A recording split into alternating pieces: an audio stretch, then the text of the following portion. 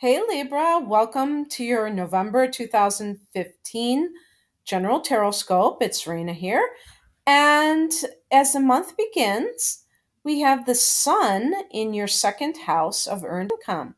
So this can be a very good time for you to be creative about money.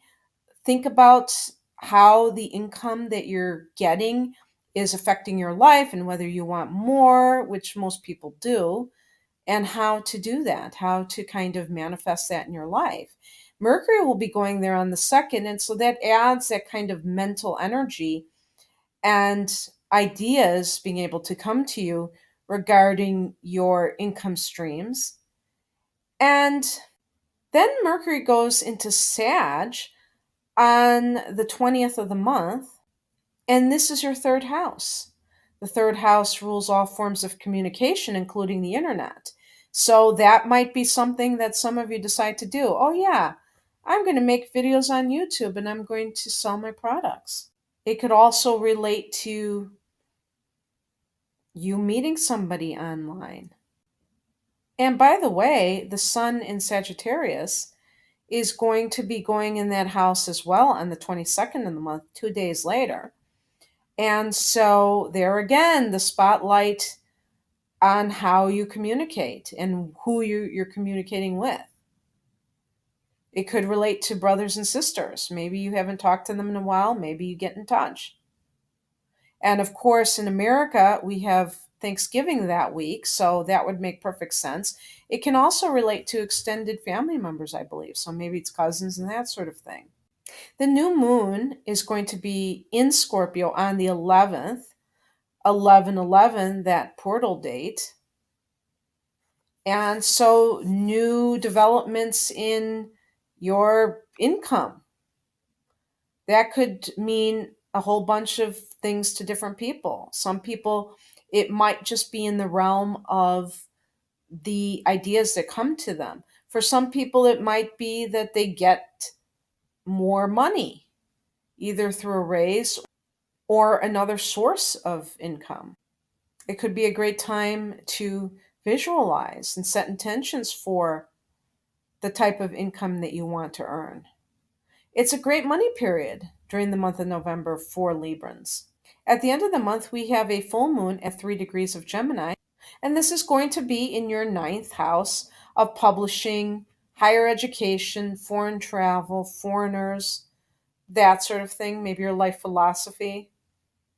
So, some people might meet someone that is from a different culture, a different country, or there could be some situation where those of you who are in academia get some kind of new gig, or you are assigned more classes.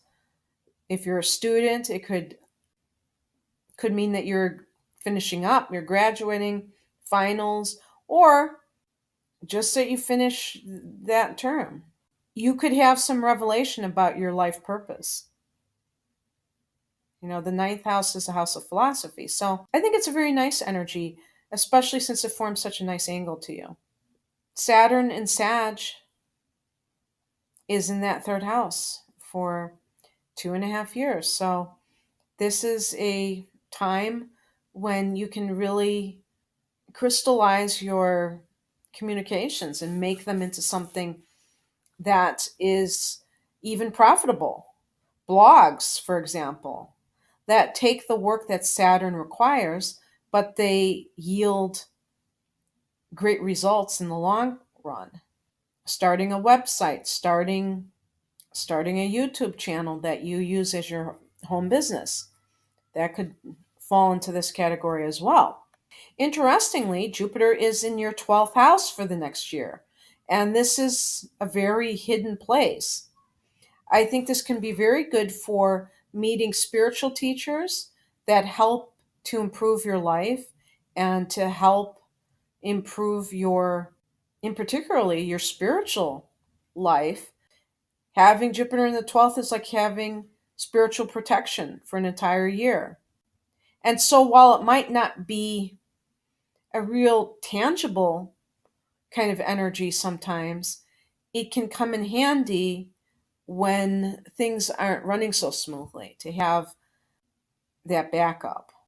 There's definitely the possibility that you have some expansion in the area of spirituality, especially of the psychic phenomena variety. Maybe you develop your psychic gifts.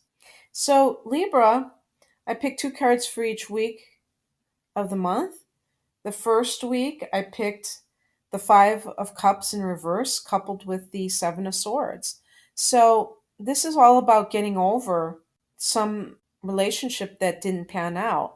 And it doesn't have to be a romantic relationship. This is a general reading. Maybe it's somebody who betrayed you in business. But with the Seven of Swords, it still points to the need to be to keep your cards close to your vest.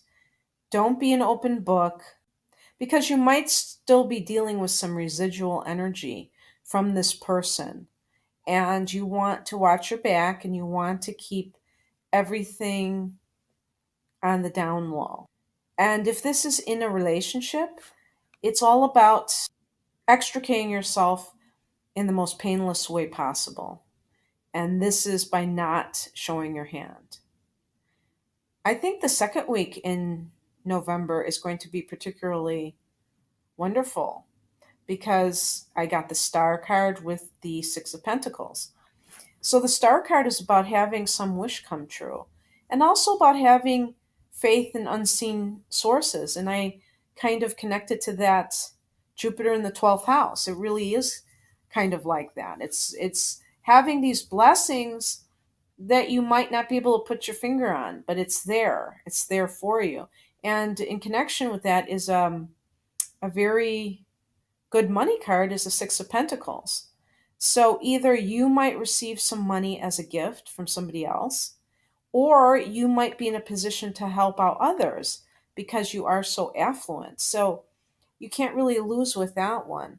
But there's generally a feeling of generosity being generated at this time, either on the part of somebody else towards you or you feeling really confident in things happening.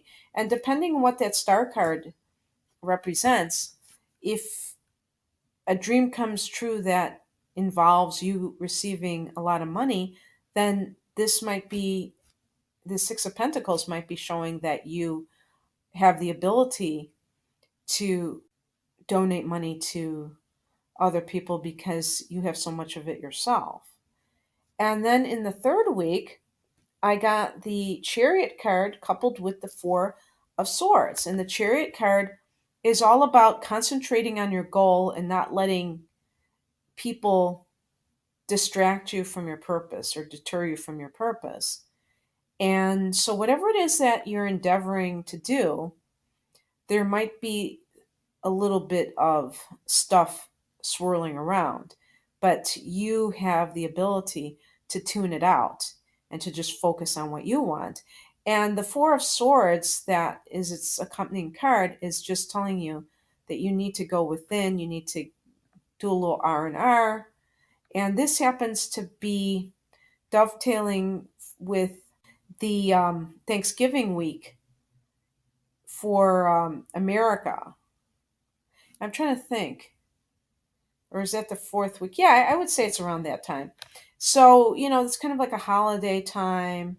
And so that might be the period of time when you decide just to chill, put your feet up. And I think Canada also has a Thanksgiving, during November, but I don't know if it's that week. I think it might be earlier. But I found that very interesting too. So, wherever you live, it doesn't have to be a holiday. It could be just you deciding to kind of turn off and tune in, to paraphrase Timothy Leary, and just go within and to recharge your batteries because you're going to have a very busy time of things and you need to do that every so often. And then the last week is the King of Pentacles and the Death card. So I'm getting this money thing happening, and voila, right? We have this second house energy with the sun and new moon and Mercury in Scorpio, which is happening earlier in the month, but it's going to be. Oh, and you know what? I didn't even talk about Venus and Mars. Shame on me. Venus and Mars are going to go into your sign. Venus on the 8th and Mars on the 12th. So when they go from the 12th house into the first house, you're going to feel a pickup in your energy levels. And you're also going to start to be more extroverted again, which you already naturally are.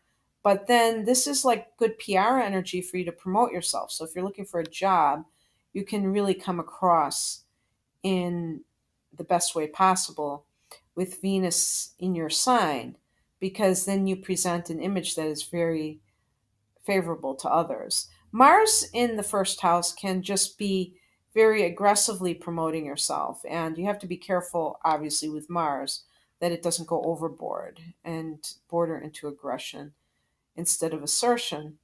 But yeah, you have that energy happening as well. But with the new moon in your sector of earned income, I think that is what this King of Pentacles. So it's saying, whatever else is going on, you got the money happening, but it's coupled with the death card. So it is kind of hinting that there's a transition period that's underway or about to be underway. So I think I'll leave it there, Libra. I feel like your month will be quite eventful and profitable. And I wish you all the best. If you want a personal reading using your personal birth data, just click on the link below for a list of my services. Take care. Bye.